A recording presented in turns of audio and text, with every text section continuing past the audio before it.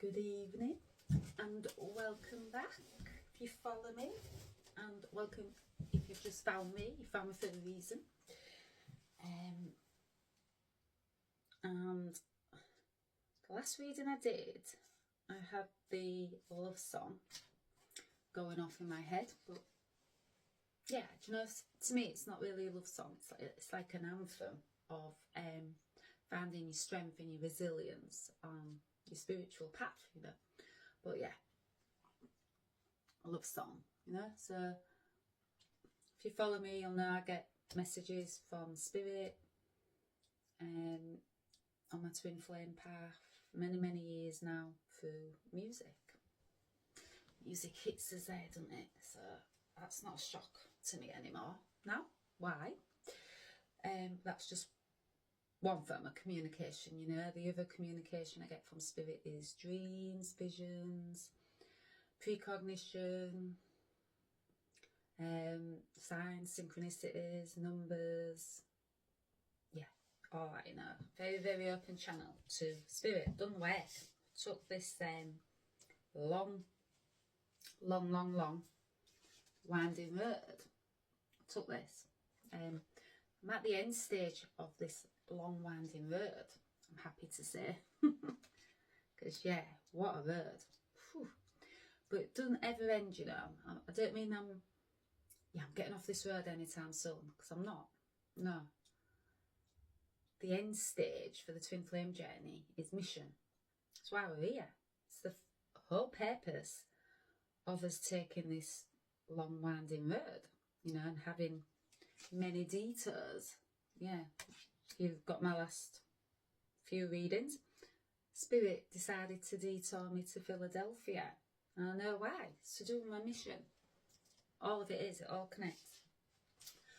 But yeah, so that song, Here We Go Again, on my own, going down the early road I've ever known.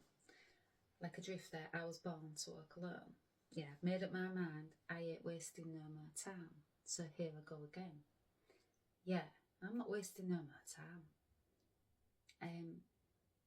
I don't think it's been wasted anyhow, because this path is to do with divine timing, you know, right timing, the sands of time, you know.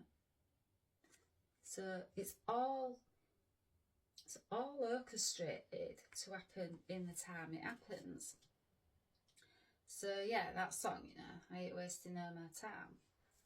Yeah, I get where spirit's going with that, because you do feel like you are wasting time, you know, wasting time for your twin to catch up to you. You know, for divine feminine energy, not gender, it's not gender specific, the energy, and I'm the energy in this connection. So I was the one to wake up first. I was the one to have connection to spirit, to understand that this was more of a soul connection going on, you know. So yeah, I was the one to go first. Lucky me, eh? But yeah, so I'm not here to talk about part 2 of the Here We Go Again on my own, because I've had another download coming in, and spirit wants me to take it right back to the beginning.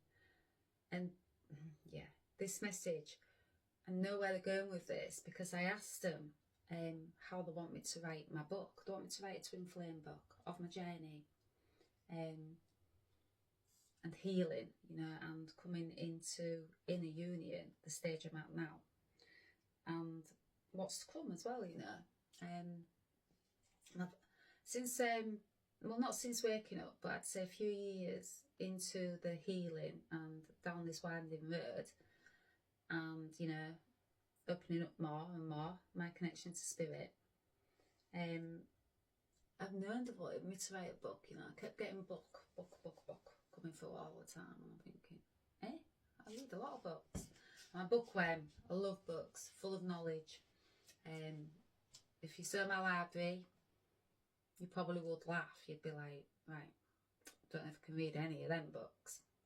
But all my books are books on helping me heal, you know, that connect with my spiritual path. My library is a spiritual library. Yeah, my healing is my spiritual toolkit. You know, I don't go to cabinet for paracetamol. No, I go for crystal. You know, so yeah, that's what this winding road has led me down. To look for different things, you know, and seek sacred knowledge. Yeah, but they want me to go right back to the beginning in my book and in this reading. So I'm going to do that. And I did the automatic writing before coming online, but they also said, get your cards. So, Sweet Love Tea Oracle. That I got guided to by a few years back now when I was reading for myself, before family, friends, customers. Got guided to buy these to guide me, you know, in my times of being lost, you know, on this winding road, not having any clarity. These cards gave me clarity. Connection to spirit. It's another form of, it's divination, you know, it's connection to spirit. That there was, yeah, leading me, guiding me every step of the way, you know, because although you feel very, very alone on this path of ours, and we are in the physical, you know, earthly realm, we are alone. We have to walk this, like that song, yeah, here we go again on my own. We have to walk this path on our own. And we have to work it on our own in the physical, the earthly sense, because that's where we find our strength, you know. That's where we stay strong, or we get strong. Yeah, we get strong. We become like Rocky Balboa. That, you know, that's where we find our inner strength, our resilience, our support, you know. We become our own support. That's why we have to work it alone. So here we go, strong roots, taking you right back to the beginning today. That's where they want me to go. So Twinflame. Now these two girls on here remind me of me and my twin flame, apart from one's brunette, me, one's blonde. And we was a lot younger when we met. We was about age 10. Yeah, I'd say about age 10. Very, very, very young, you know, to have found each other. But there's reasons behind that, you know, we was meant to. And yeah, we was building a foundation of trust. And yeah, we're friends first, faithful. Yeah. Before I found out, years and years down the line, you know, we was twin flames. Friends first. It's always been friends first. So, yeah, this goes way, way back, you know, before the stages of the twin flames. So this is, yeah, us in our childhood, a lot younger. Each of us rocks. Could always sense when the other needed the other, you know, even as kids. We just had that bond, you know. Yeah, there was that steady support for each other. We always was. Grew up in on an estate, you know, big family. I'm the 7th daughter. Also got one brother. So big family, you know. And yeah, big families, you know. You've got to spread that love around, haven't you? So yeah, we became fast friends, and each of us steady support, you know. Feel good, feel bad. We was there. Yeah, it was beautiful friendship. It is a beautiful friendship. Always will be. It's a lifelong friendship. So that's a little bit about, you know, how we met and all that. And then, so fast forward, I'm age about 15. Yeah, about 15. And you know, we've been friends, we see each other regularly. I stay at home, we stay up all night, dancing, music, yeah, listening to music, connection. We've always had that connection to music. As kids, we just wanted to dance all night and, yeah, do our mother's head in. But, you know, yeah, that was that was our escape, you know. We just danced, and that was our connection as well. Yeah, our music. Music was always the connection between us. It's till this very day. We was hearing the notes back then, you know, somewhere inside us. We was hearing these musical notes, but at, you know, that young age, and numbed down by society, parenting, programming, yeah, hierarchy, patriarchy, suppression, all of that. That veil was still on us as children, you know. We'd not done the work. We'd not woke up to this path. As kids, you know, you're just going along, aren't you? And all I knew is that I had a beautiful friendship, and yeah. But we was these golden birds. It was always different, always different. As kids, we was always helping others. We'd, you know, always help the underdog, so to speak. No, I hated bullies, hated them with a vengeance, you know. Didn't understand why another person had to control another person and put another person down. Kind of thought it was because of their insecurities, you know, but yeah, I was always looking after people that got bullied, looking after the underdog. So was my friend, you know, because we had something golden inside us. Even back then, we was different, very different.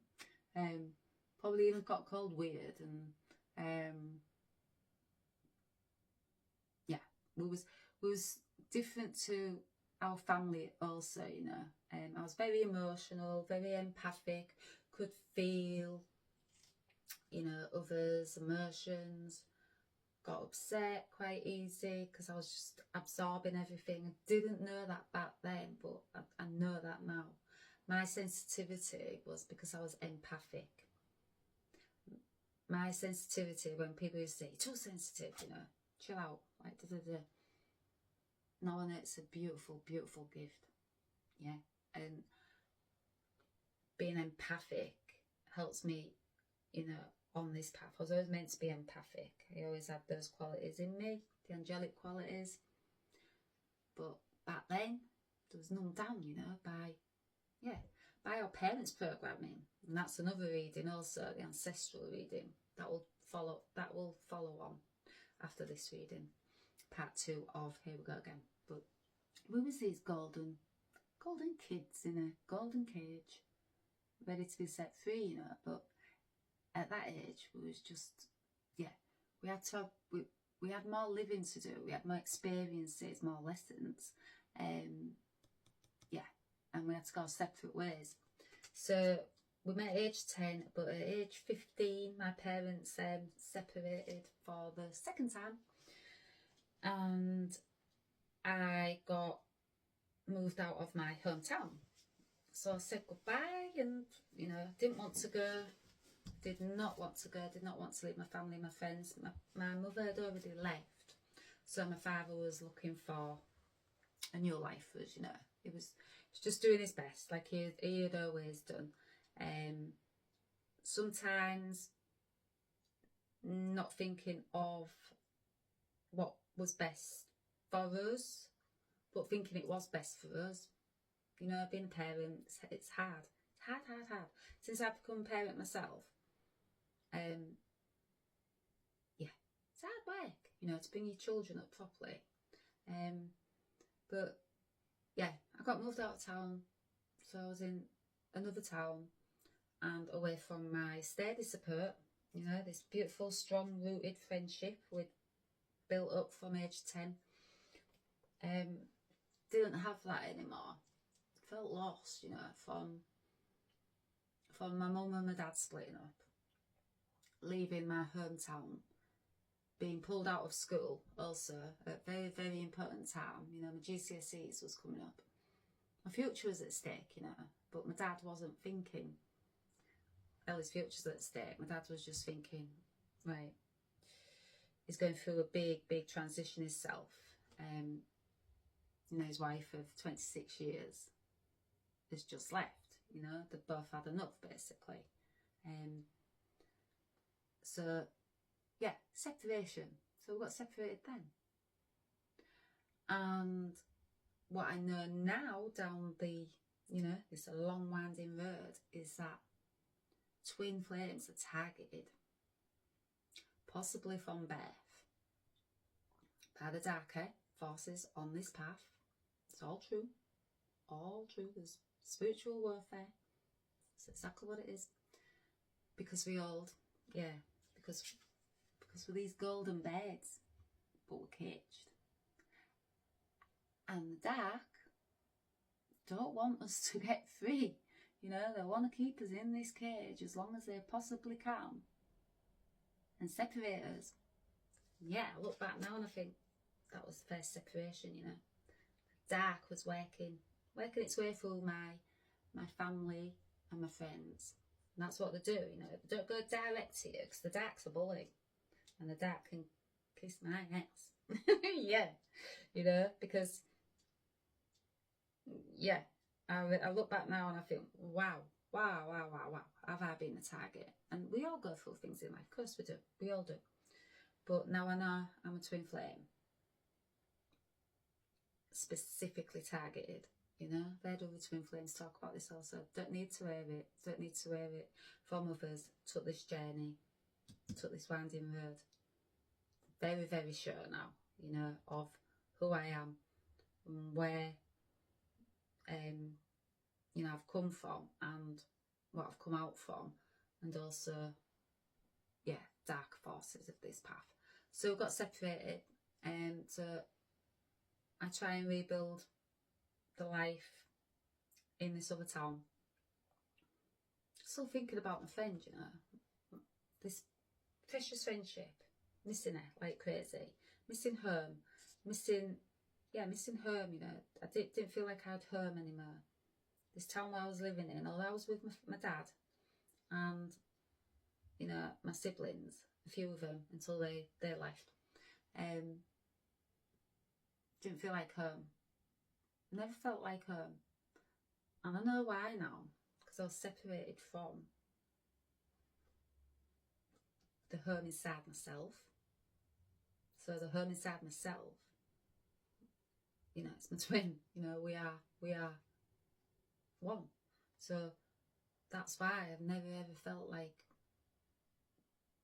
at home anywhere, you know, apart from, yeah, when I'm with my twin. So goes, I come back to my hometown. You know, that darks tried to separate us but didn't succeed. So, well, I come back, I come in and out, and when I come back to my hometown, before I turned 18, yeah.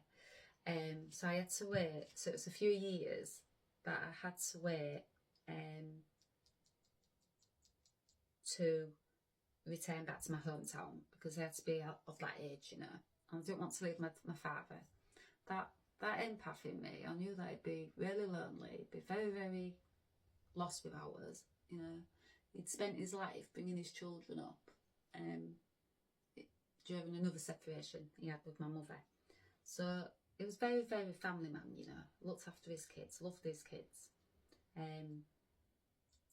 But yeah, so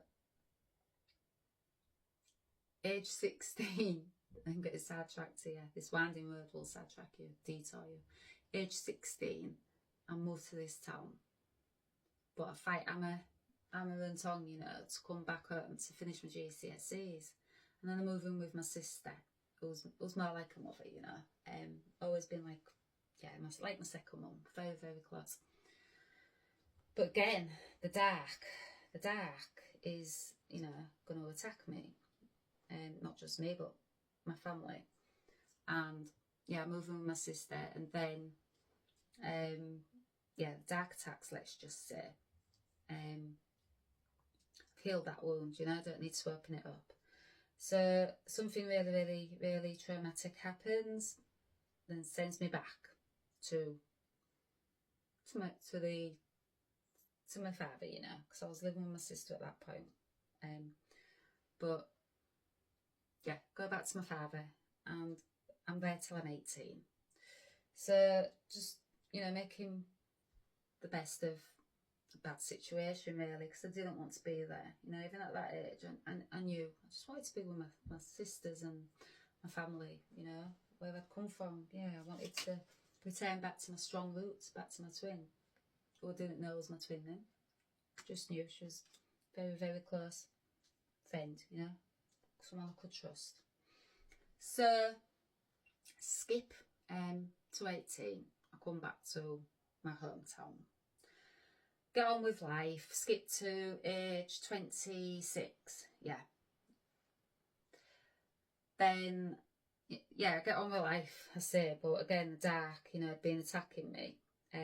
So abuse, yeah, lots and lots of not so nice things in my old house. And if you caught my last reading, the dark was still, you know, trying its hardest to stop this golden bird freeing herself from this cage. So, yeah, bump into my twin, as luck would have it. You know, we'd lost contact. I'd got on with life, you know, when I'd returned back to my hometown. Yeah, lost contact. We've meant to for many, many years, until I was about in the 26.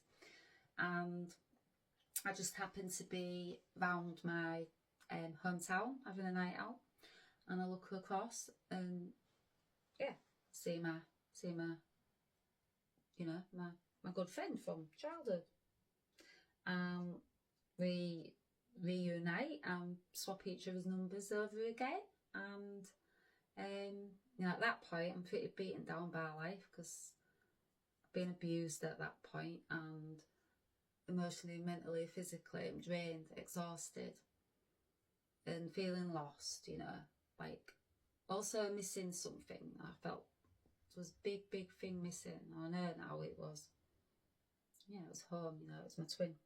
Didn't know that back then, but I knew, yeah, I was always missing something, you know. I was very, very,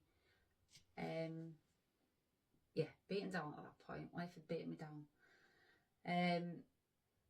Yeah, and then, yeah, twin appears. So we swap numbers, and then from then on, from 26, we reconnect. And everything's going blissfully. So the first stage, the honeymoon stage, you know, that, yeah, everything's going blissfully, you know, at that stage.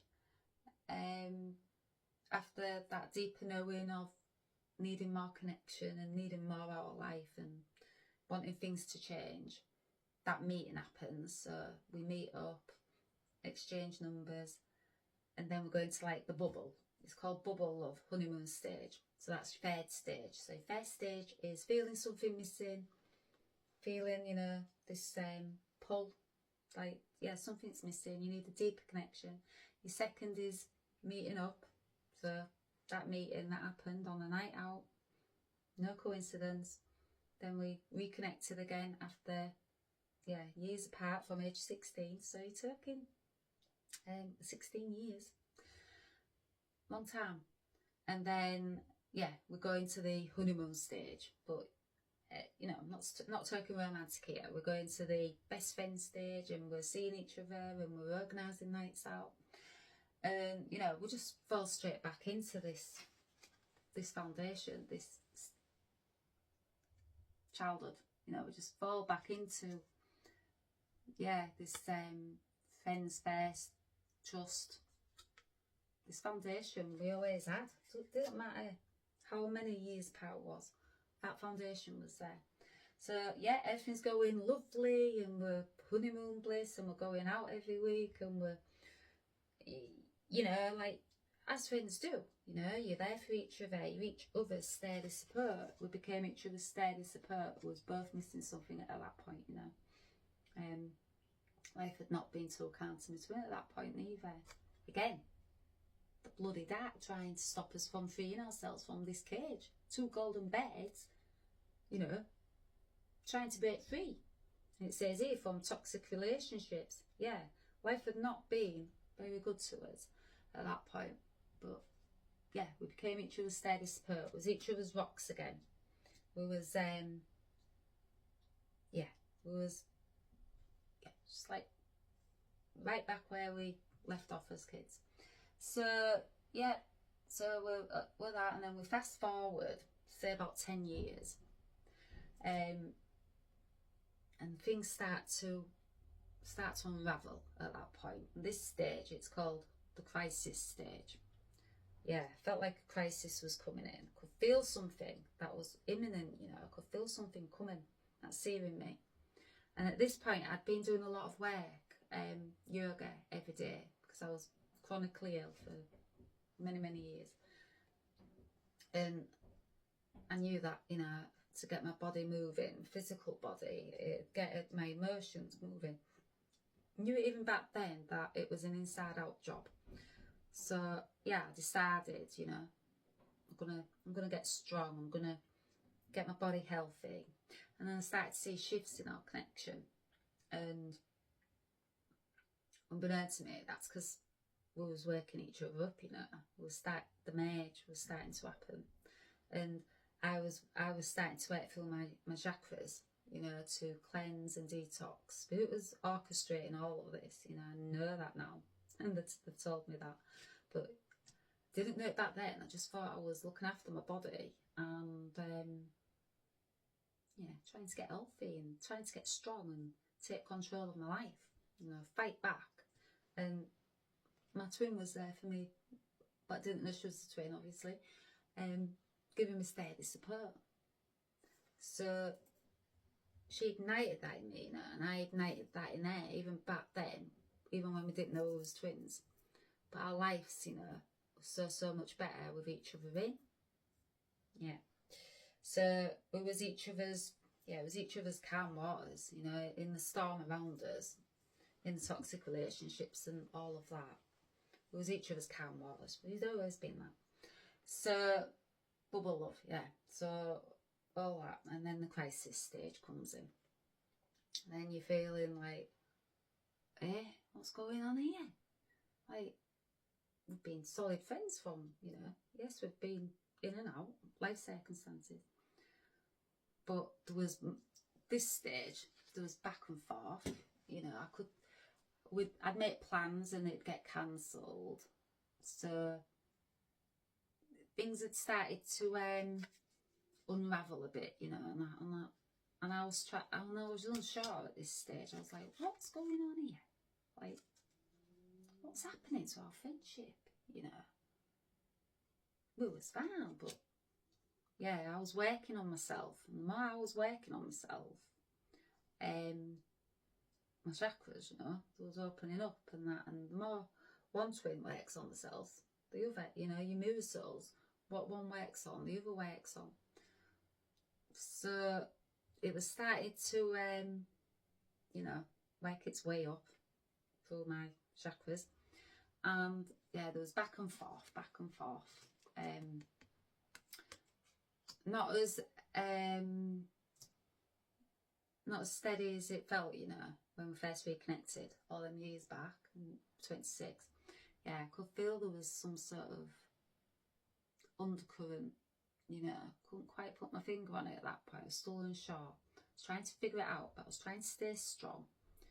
Yeah, and choose my battles wisely. Didn't want to battle. Never ever wanted to battle.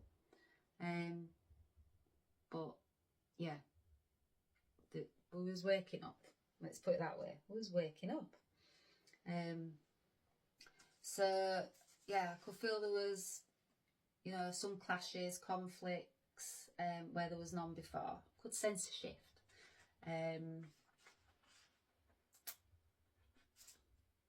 Yeah, and yeah, that made me sad because I thought, like, what's going on? So, like, we've always had beautiful, reciprocal friendship, you know. And yeah, so stage 4, that was the crisis stage. So we've had the first stage where that's the meeting. No, the first stage is you're feeling something missing. You don't feel like home anywhere. Your second stage, that's your meeting. Your third stage, that's your bubble love, your honeymoon stage. You're reconnecting, getting to know each other again. Although we didn't. We knew each other inside out. we know why now. And the fourth stage was crisis stage. So that's where things started to like, yeah, the shit hit the fan. Let's just say it as it is, because it's all about truth on my channel, and I'm not going to sugarcoat it, because this path can't be. It gets real, and you know, if you're a twin flame, it gets real. So I've lost my bubble writing. What be meant? Just I've got it all mixed up. Yeah, you can get mixed up on this path because you weren't sure.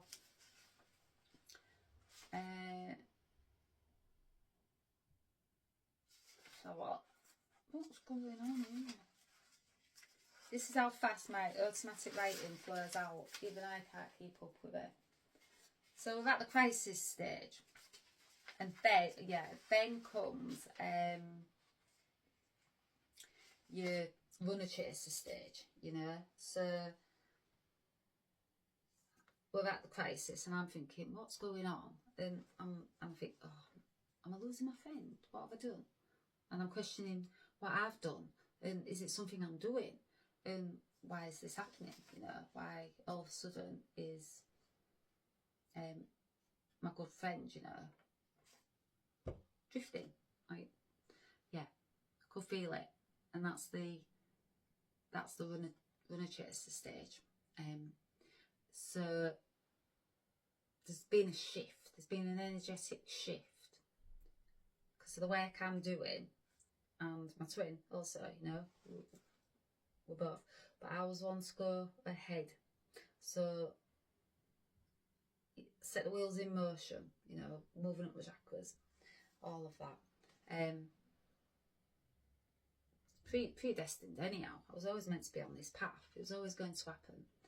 But yeah, runner chaser stage comes in. I need to get the automatic writing.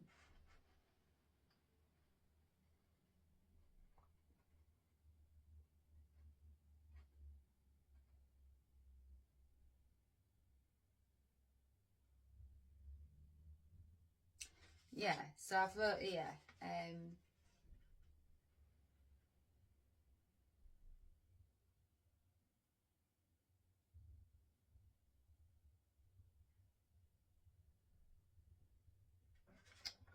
It's all mixed up.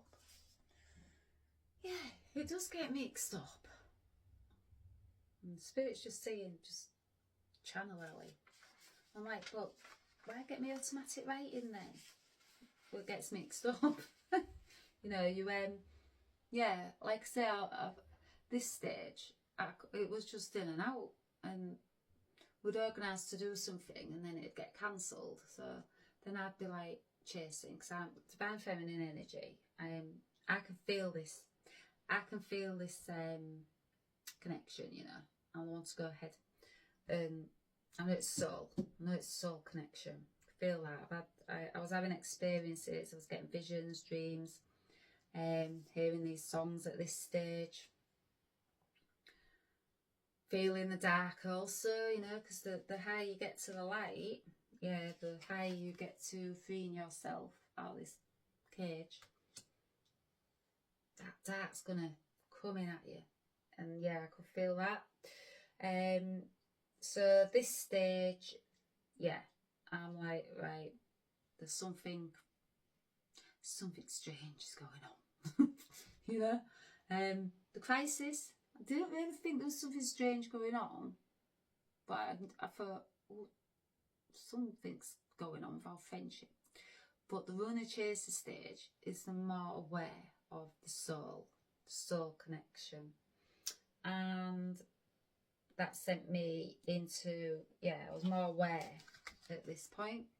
That awareness was coming on, that this was soul, you know. This is why things have been clashing and triggers, and you know, friendship was breaking down because it's soul. It's another level, you know. It's 5D. It's not 3D. It's another level. That's why I was getting all the visions, the dreams, precognition even back then of what was to come. So yeah, hearing songs, I was hearing many songs, back and forth, you know, because although, you know, so I still wanted to hold on to this friendship. Didn't want to lose this steady, strong rooted friendship. Didn't. So I kept trying to grip onto it, and yeah, control it. I took responsibility for both actions and emotions. I was taking it all on me. All on me. I was blaming myself. I was like, what am I doing wrong? Why? I can't speak without triggering. Like, all that. I didn't know it was triggers then. I just thought, I can't speak. I'm getting on an F. Wait, what's going on? It's like that type thing. But I was taking responsibility on for both of us. But I shouldn't have done that, you know. But it's part of me growing. It's part of me learning and taking my control back, and also putting up emotional boundaries, you know, learning that wasn't all on me.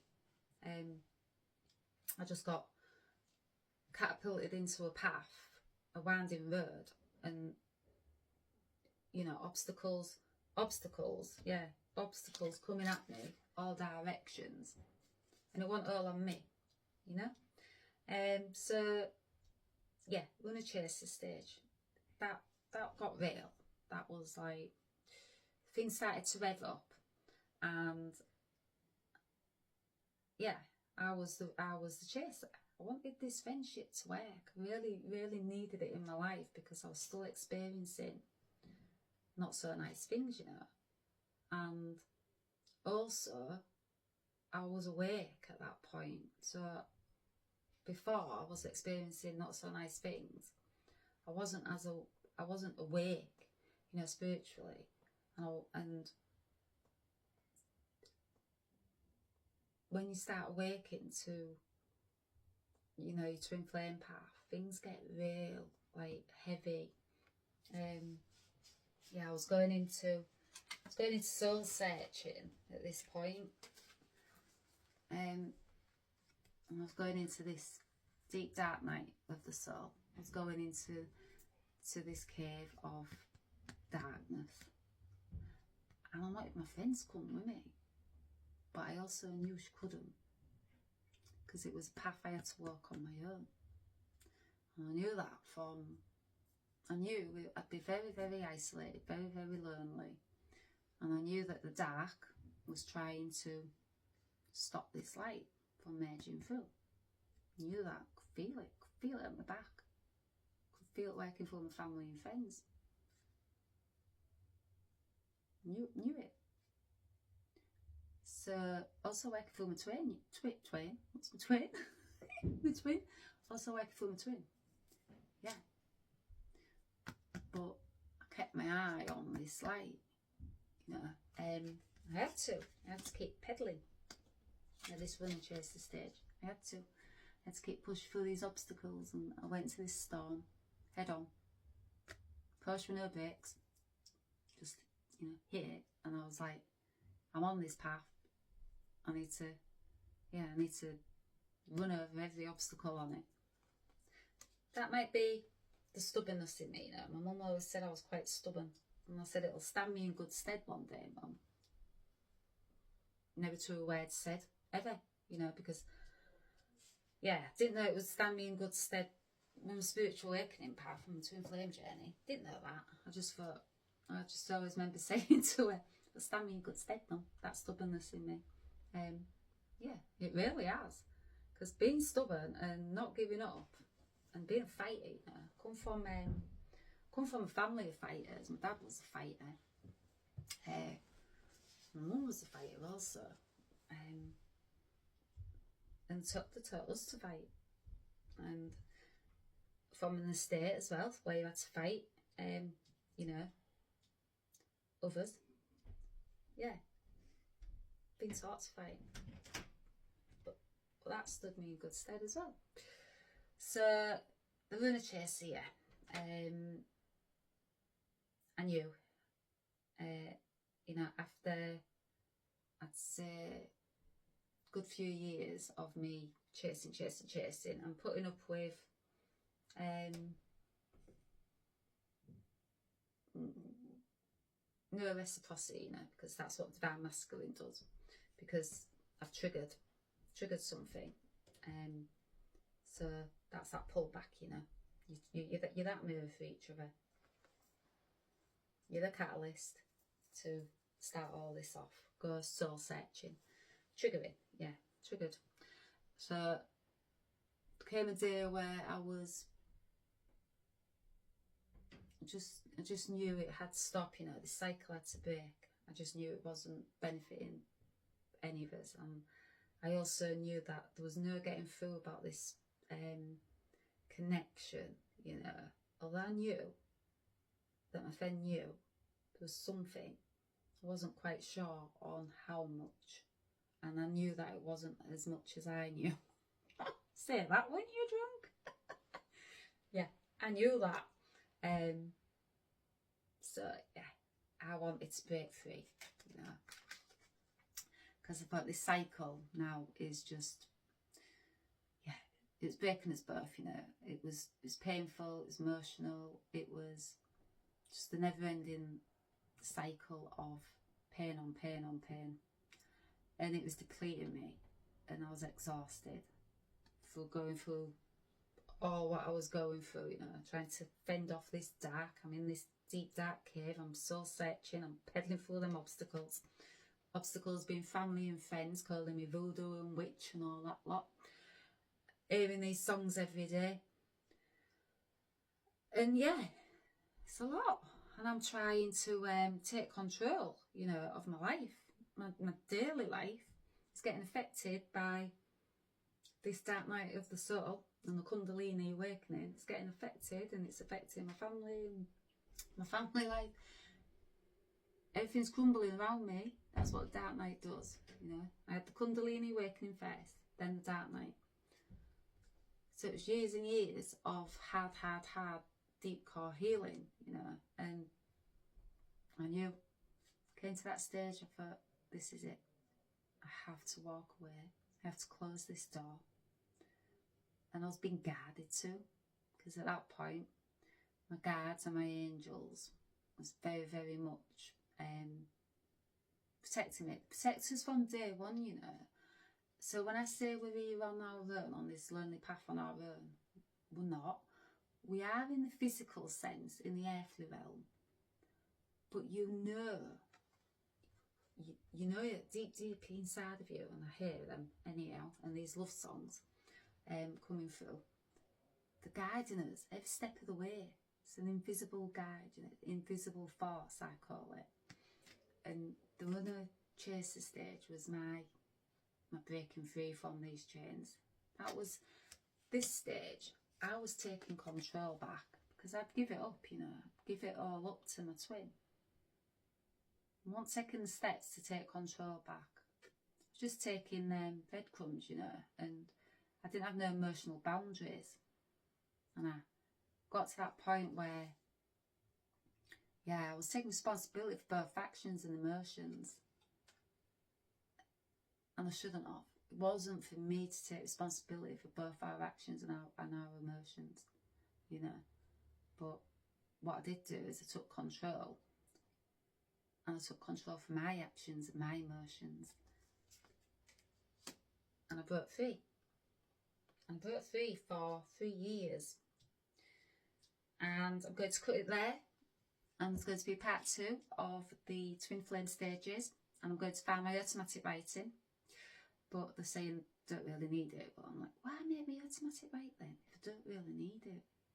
Well, this path sends you on detours, you know. So yeah, you're going to get detoured, which I have. But they've also just come through saying because it's to trust your intuition. Yeah. So there's, yeah, detours. So I'm going to cut it here, and I'm going to come back on straight away for part 2. Find me automatic writing, but I probably won't need it anyway. But